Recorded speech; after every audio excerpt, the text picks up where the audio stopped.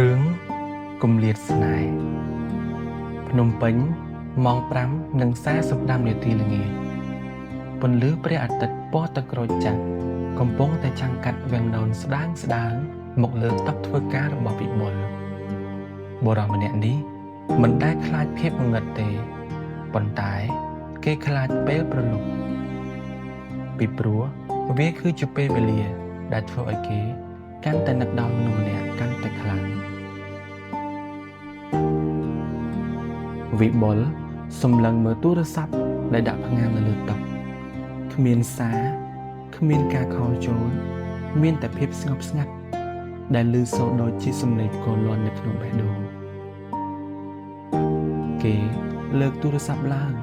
ដោយម្រាមដៃញ័រតិចរួចក៏ចុចចូលទៅកាន់ឆាតមួយ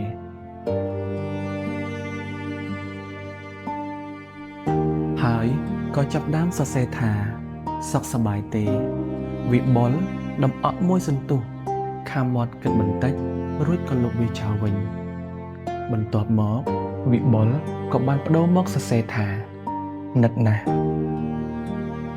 ទំនាក់ទំនងរបស់វិបុលនិងសុធារីស្ថិតនៅសែនឆ្ងាយពីគ្នារហូតដល់ជាង400គីឡូម៉ែត្រសុធារីរស់នៅឯជាយដែនជាទីកន្លែងដែលសូម្បីតែសេវាទូរស័ព្ទក៏សឹងតែមិនមាននៅក្នុងអារម្មណ៍របស់វិបុលគេបានដឹងថាគម្លាតដែលពិតប្រាកដរវាងពួកគេមិនមែនជាចម្ងាយផ្លូវនោះទេប៉ុន្តែវាគឺជាភាពស្ងៀមស្ងាត់ដែលកើតឡើងមកពីការយល់ចិត្តគ្នាជ្រៅពេករហូតមិនហ៊ានរំខានគ្នាទៅវិញទៅមកវិបុលក្រោកឈរដើរទៅរកកេះកាតុងមួយដែលនៅគៀនទូខោអាវក្នុងនោះមានអាវរងាមួយដែលគេបានទិញទុកឲ្យនាងតាំងពីដើមខែមុនវិបុលអង្អែលសាច់កណ្ដាលអាវនោះថ្នមហាក់ដូចជាកំពុងអង្អែលស្មារបស់សុធារីផងដែរក្នុងរដូវនេះវិបុលបានដឹងថាសុធារីនៅទីនោះកំពុងតែតស៊ូនឹងភាពរងាជាមួយនឹងការងារដ៏លំបាកគេចង់ទៅរកនាងចង់ទៅមើលឲ្យបានឃើញនឹងភ្នែកប៉ុន្តែការងារនិងបន្ទុកគ្រួសារនៅទីក្រុងភ្នំពេញបានចងជើងរបស់គេជាប់ដូចជាច្រវាក់ដែលធ្វើឲ្យគេមិនអាចរកពេលវេលាទៅមើលផ្ទាល់បានឡើយវិបុលសម្រេចចិត្តវិចខ្ចប់អាវរងានោះយ៉ាងសម្រិតសម្រាំងគេដាក់លិខិតតូចមួយចូលទៅក្នុងប្រអប់នោះគេមិនបានសរសេររៀបរាប់អំពីការនឹកព្រលឹកដល់ពួកជនទេគេសរសេរត្រឹមឃ្លាមួយយ៉ាងថ្លៃថាខែនេះមេឃអូអាប់ភ្លៀងធ្លាក់ត្រជាក់ណាស់ញ៉ាំបាយឲ្យច្រើនណាស់ព្រឹកថ្ងៃបន្ទាប់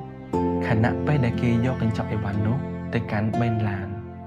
ស្រាប់តែទូរស័ព្ទនៅក្នុងហោប៉ៅញ័រឡើងសារមួយបានលោតនៅលើអេក្រង់វាជាសារពីសុធារីវិបុលញញឹមតែក្តីសង្ឃឹមប៉ុន្តែស្នាមញញឹមនោះក៏បានកកស្ទះបាត់ទៅវិញភ្លាមនៅពេលដែលគេបានយល់អំពីអត្ថន័យនៃសារមួយនោះវិបុលកុំផ្ញើអីវ៉ាន់មកទីនេះទៀតអីនៅទីនេះមានរបស់គ្រប់គ្រាន់ហើយវិបុលមិនបាច់បារម្ភពីខ្ញុំខ្លាំងពេកទេខ្ញុំសុខសប្បាយណាស់វិបុលគួរតែគិតគូរអំពីខ្លួនឯងវិញឲ្យបានច្រើនទៅវិបុលឈរថ្មឹងនៅកណ្ដាលចំណតឡានដ៏សែនអ៊ូអរសំឡេងមនុស្សជុំវិញខ្លួនហាក់ដូចជារលាយបាត់អស់សល់តែភាពស្ងាត់ជ្រងំនិងកញ្ចប់អាវរងានៅក្នុងដៃដែលហាក់ដូចជាធ្ងន់ជាងមុនរាប់ពាន់ដង